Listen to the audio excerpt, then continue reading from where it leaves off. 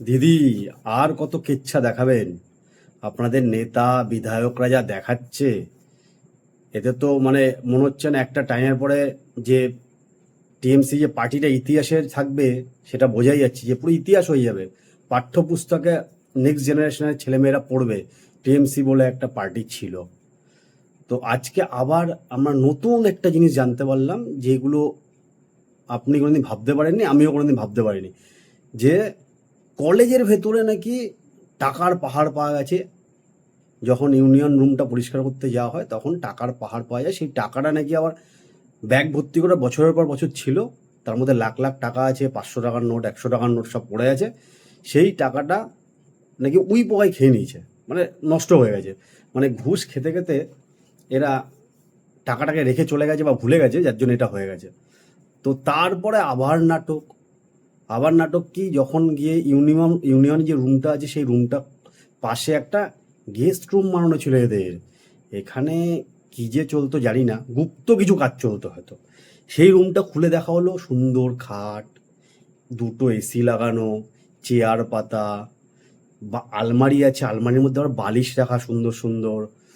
তো আমার মনে হয় এখানে হয়তো ভাড়া ফাড়া দেওয়া হতো, যে কলেজের প্রেমিক প্রেমিকারা যারা আছেন, আপনারা যে অল্প বয়সের প্রেমিক প্রেমিকারা, আপনার নলবন বা আপনারা যে পার্ক ফার্ক আছে, এখানে যাওয়ার দরকার নেই, এখানেই চলে আসবেন, একটু কেচ্ছা বেচ্ছা করবেন, খুব ভালো টাকাটা দেবেন, নেতার ঘরে টাকাটা যাবে।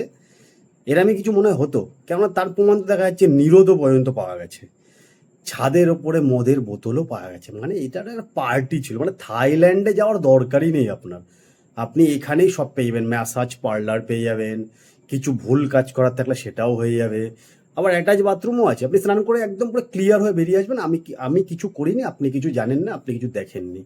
তো এরম টাইপের কেচ্ছা চলতো। তো একটার পর একটা নিউজ বাইরে আসছে, আমরা দেখছি ভেতরে গিয়ে। এবার দেবাশিস বন্দ্যোপাধ্যায় কি করে জানি না আমি, যাই হোক, এর তো গঙ্গোপাধ্যায় শুনলে এখন লোকের ভয় লাগছে যে কি হচ্ছে। নাকি এই টেরেস যেটা হয়েছিল ছাদটা, সেটা ওপেনিংয়ে নাকি আমাদের সুদীপ বন্দ্যোপাধ্যায় গেছিল, নয়না বন্দ্যোপাধ্যায় গেছিল। আজকে যিনি ওয়াই চ্যানেলে গিয়ে চিল্লাচ্ছিলেন মমতা ব্যানার্জির হয়ে, তা তিনি দেখছেন কিনা ভিডিওটা জানি না।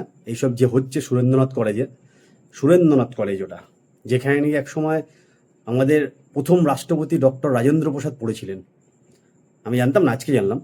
খালেদা জিয়াও নাকি পড়েছিলেন এই কলেজ থেকে। তার নাকি এত কেচ্ছা বেরিয়েছে, এরপর আর কেউ বেরাবে না। আপনাদের 15 বছরের যা কেচ্ছা করেছেন, রাজেন্দ্র প্রসাদ, খালেদা জিয়া আর হবে না। এরা কোন কোন জিয়া বেরোবে, জিওল মাছ বেরোবে তারাই জানে, হবে না আর। তো ভাবুন যে আপনি কালকে সকালে উঠবেন, দেখবেন আর একটা নতুন কোনো কেচ্ছা বেরিয়ে যাবে এদের। প্রতিদিন একটা করে কেচ্ছা, শুধু মমতা ব্যানার্জি ছাড়া প্রতিদিন সবার একটা করে কেচ্ছা বেরোয়। মানে এরা এত মানে সামলাতে পারেনি এরা। আলটিমেটলি যা বুঝলাম, এরা এত টাকা দেখে নিয়েছে, এত টাকা কি করবো আমরা বুঝতেই পারছে না। তো কানকাটা দেবু, নাম শুনতে পাচ্ছেন? নাম শুনলেই বুঝে যাবেন যে এ ঘাপলা লোক আছে। কানকাটা দেবু নাকি বিধায়ক ছিল, উনি নাকি এইসবেই নাকি মদত দিত বা কিছু, যেটা খবরে বলছে, নিউজে বলছে। আর আমাদের যুবরাজের গ্যাং নাকি গ্যাংয়ের লোক।